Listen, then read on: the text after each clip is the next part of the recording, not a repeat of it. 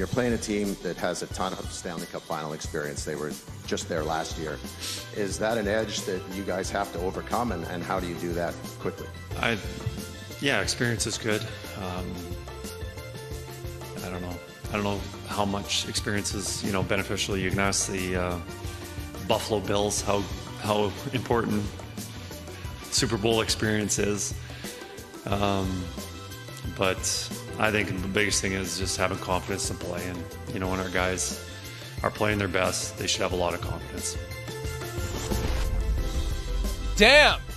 The Bills catching strays from the Oilers coach. Now, 30 years ago, Bills.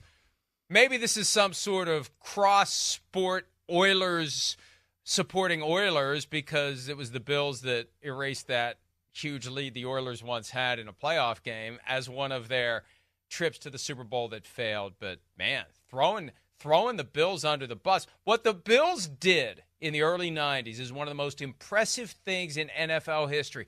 To go to the Super Bowl and lose in heartbreaking fashion, and go all the way back again and get your ass kicked, and go all the way back again and get your ass kicked, and go all the way back again. That is incredible that they were able to get to the Super Bowl 4 straight times without winning a single one.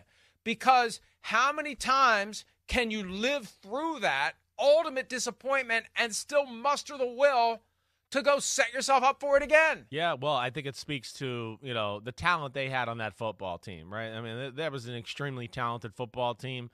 They just, got a little unlucky in the fact that, hey, that was a time when there was no salary cap and there was no free agency, and there was a few teams in the NFC that, as we know and we've talked about before, that were just dominant and on another level of toughness, physicality. The NFC football at that time, between the 49ers, the Cowboys, the Bears, the Giants, right, and Washington, they were so dominant and they were kind of on another level. And it just, when it got to the Super Bowl, other than that Giants Super Bowl, right, and, that Giants Super Bowl, they had their lesser quarterback playing, so the game was a little closer than it should have been probably.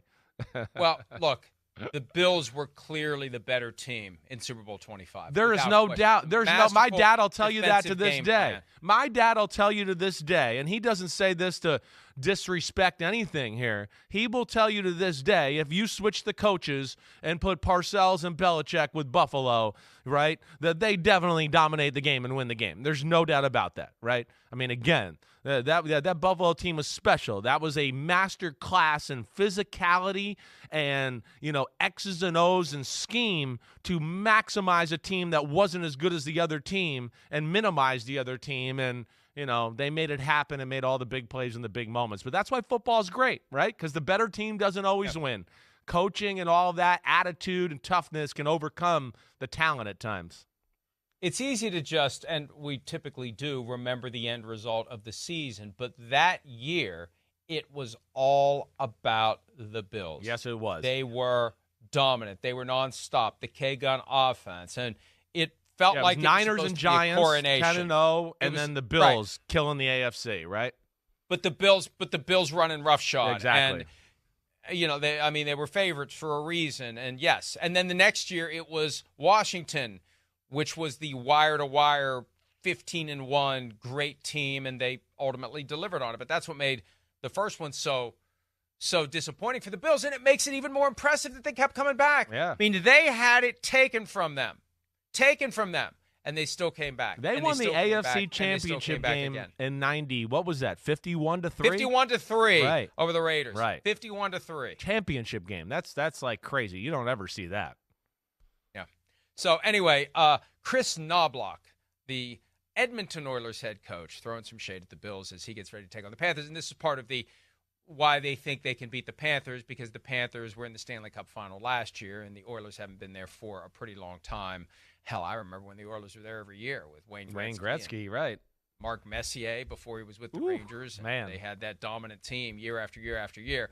I don't know how the ratings are going to be for an Edmonton, Florida Stanley Cup final, but regardless, it gets started on Saturday. And tomorrow night, the NBA Finals get started between the Dallas Mavericks and the Boston Celtics. Hi, it's Mike Florio. Thanks for watching PFT on YouTube. Hit subscribe for the latest news and analysis from Pro Football Talk.